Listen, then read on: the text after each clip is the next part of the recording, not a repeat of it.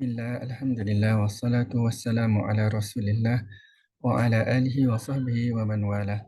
Alhamdulillah, ini adalah bahagian terakhir yang ketiga untuk sedikit perbincangan tentang kitab Imam Al-Ghazali yang bertajuk Ayyuhal Walad, yakni artinya panggilan Imam Ghazali kepada anak muridnya, wahai anakku yang tercinta, ya ayyuhal walad. Ini adalah bahagian ketiga, bermakna sebelum ni dah pun ada dua bahagian yang pertama. Kalau kita boleh telusuri sedikit dengan laju, bahagian pertama hari itu pengenalan tentang pengarang kitab ini, dan juga dua kitab yang kita akan bincangkan termasuk Ayah Al-Walad, dan lepas ni insya-Allah kitab Bidayatul Hidayah. Yang kedua, kita pergi lebih dalam hari itu, walaupun lebih dalam itu masih lagi sangat ringkas,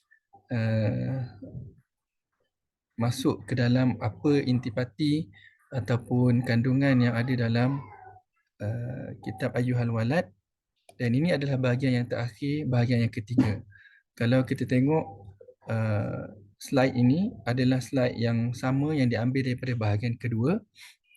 Cuma waktu bahagian kedua saya menyebut saya tidak akan menerangkan perkara ini dengan panjang lah.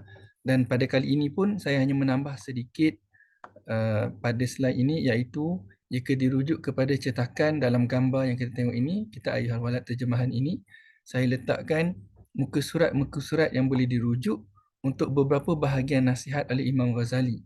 Yang saya ambil ni adalah berdasarkan kategori disebut nombor ataupun bilangan nasihat ataupun perkara yang ingin disebut.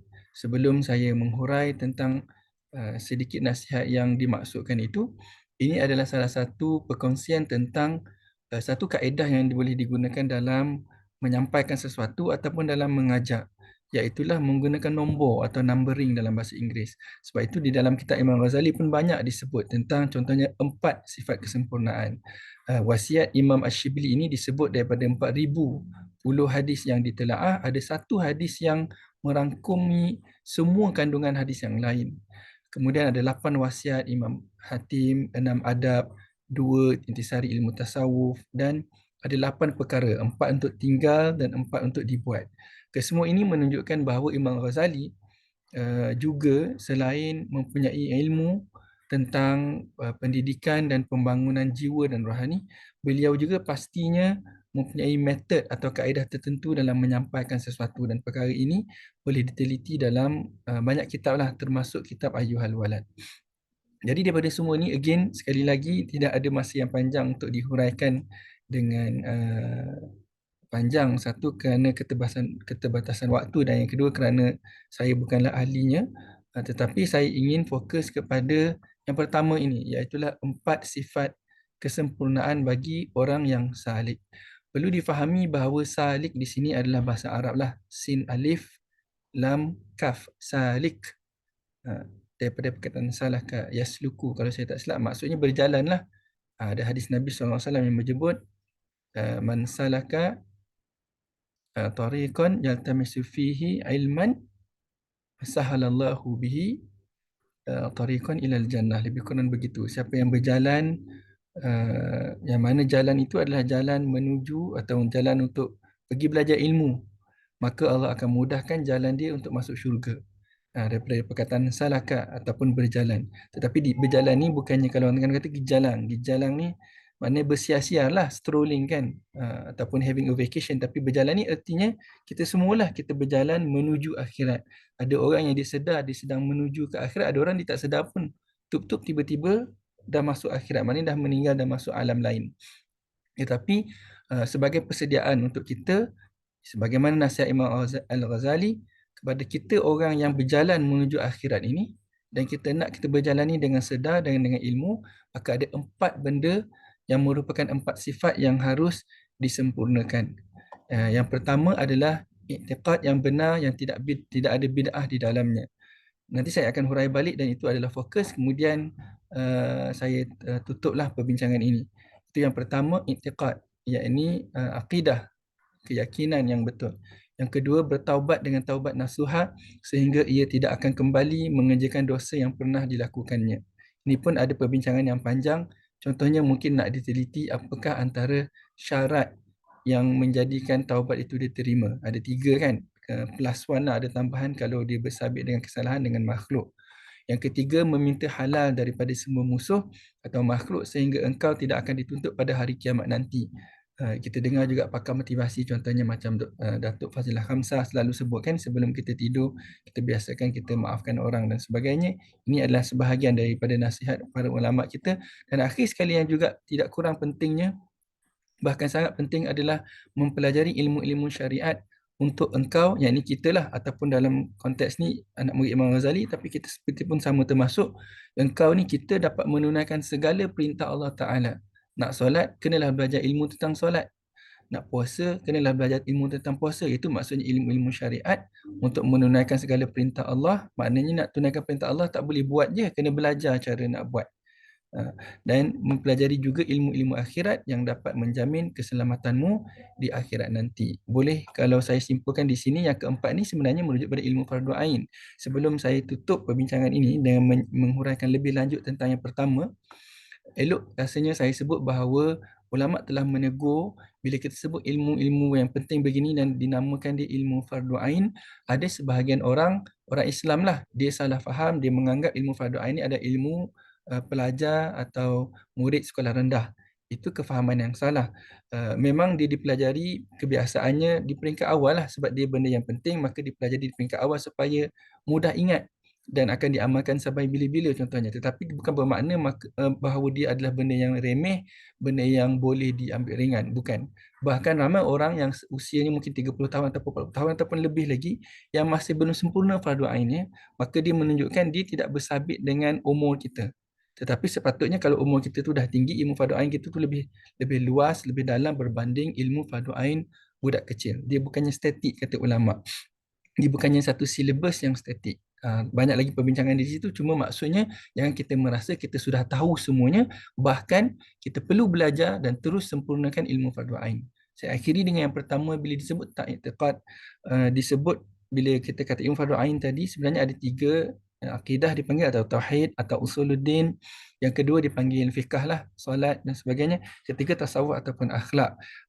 Sebahagian orang dia mungkin pernah dengar orang kata tak perlu belajar pun akidah ni, tak perlu belajar pun i'tiqad ni, keyakinan tauhid ni kan, asalkan kita berakhlak dengan akhlak yang baik, jaga solat dan sebagainya. Dan ini satu kesalahan yang besar dalam berfikir, kerana dalam Islam keyakinan atau tauhid itu dipanggil usuluddin, asal kepada agama. Maknanya perkara pertama sebelum yang lain-lain. Orang yang akidahnya tak betul, maka solatnya tak sah, tak diterima, apatah lagi perkara-perkara yang lain. Maka i'tiqad yang benar ini bertepatan dengan, kalau tengok dari susunan nombor pun, Imam Ghazali meletakkannya tempat yang pertama. So itu perkara yang pertama saya harus jelaskan. Yang kedua adalah, bila disebut bid'ah, biasanya kita faham bid'ah ni adalah bid'ah pada perbuatan.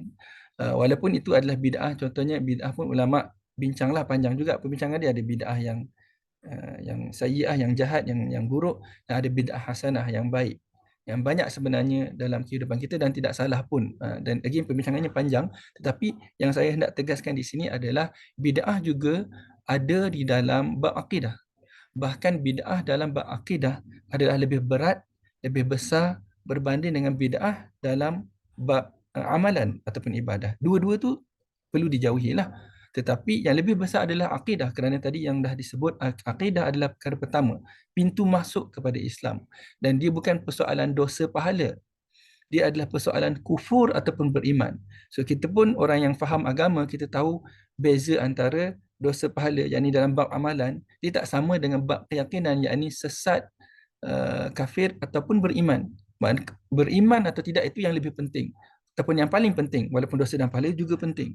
Dan di sini saya mahu sebut bahawa kalau di Malaysia dan bahkan di majoriti keseluruhan di dunia kita, yang dimaksudkan dengan Ahlus Sunnah wal Jamaah adalah yang dipanggil Asy'ariyah wal Maturidiyah, ataupun Asy'ariyah lah secara umumnya. Di dalam tu dah termasuk Maturidiyah. Ramai orang yang tak tahu sebenarnya tentang ini. Biasa kita dengar mazhab ni dalam fikih lah, mazhab Syafi'i, mazhab Hanafi, mazhab Maliki, Hambali dan sebagainya. Tetapi dalam i'tiqad pun ada Syiah, ada Mu'tazilah, ada salafiyah dan sebagainya. Maka yang perlu kita fahami, yang perlu kita belajar sungguh-sungguh yang betulnya i'tiqad Ahlus Sunnah wal Jamaah yang tak ada bid'ah itu maksud Imam Al-Ghazali sebagaimana dalam penulisan yang banyak yang lain adalah Asy'ariyah. Dan kalau nak mudah fahamnya adalah kita belajar dalam akidah bab sifat 20. Contohnya dalam kaedah sifat 20 ni dia ajar Tuhan itu wujud. Betapa ramai anak-anak muda sekarang, bahkan mungkin orang yang tidak muda sekalipun, bila tak belajar, contohnya boleh menjurus kepada murtad, tak percaya Tuhan dan sebagainya. Dan benda ini sebenarnya boleh ditangkis dengan belajar ilmu yang dipanggil sifat 20. Dia satu pendekatan yang sepatutnya dipelajari oleh semua orang, tidak terkecuali walaupun seorang pun. Wallahu a'lam.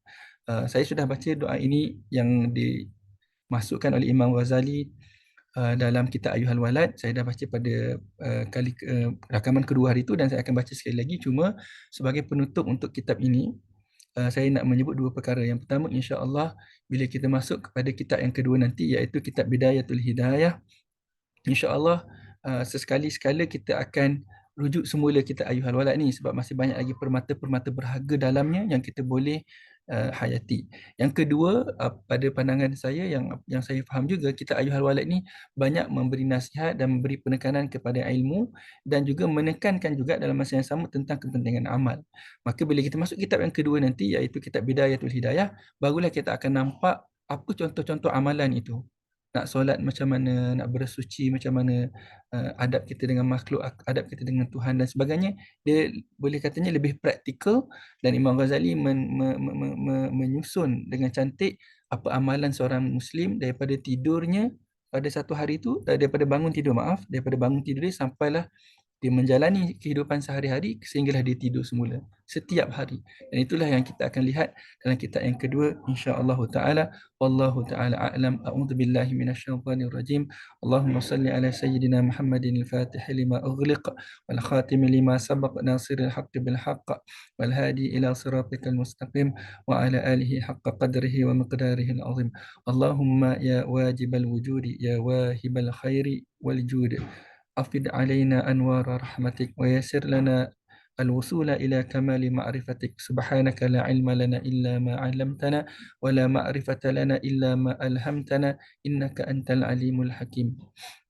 اللهم إني أسألك من النعمة تمامها ومن العصمة دوامها ومن الرحمة شمولها ومن العافية حصولها ومن العيش أرغده ومن العمر أسعده ومن الإحسان أتمه ومن الإنعام أعمه ومن الفضل أعذبه ومن اللطف أنفعه ومن العفو أجمعه. اللهم كن لنا ولا تكن علينا. اللهم اختم بالسعادة آجالنا وحقق بالزيادة آمالنا وقرن بالعافية غدونا وأصالنا واجعل إلى رحمتك مصيرنا ومالنا.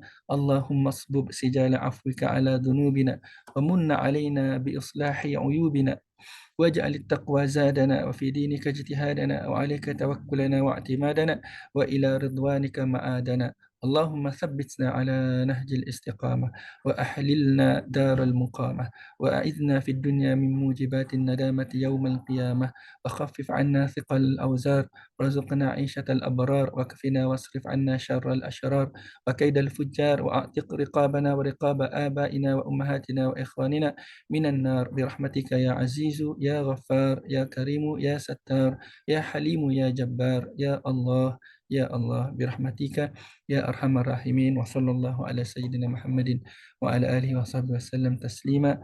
Afwan, saya mohon maaf atas kesilapan atau kekurangan. Wassalamualaikum warahmatullahi wabarakatuh.